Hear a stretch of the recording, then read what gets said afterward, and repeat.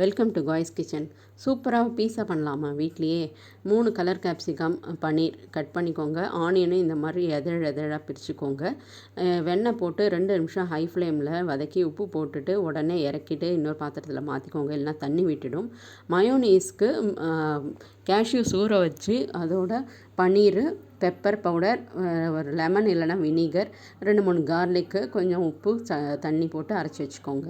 நான் ஸ்டோர் பாட் தாங்க பீஸா பேஸும் சாஸும் வாங்கி இந்த மாதிரி வீடியோவில் காட்டின மாதிரி அரேஞ்ச் பண்ணி நீங்கள் தவாலே சுட்டு எடுத்துடலாம்.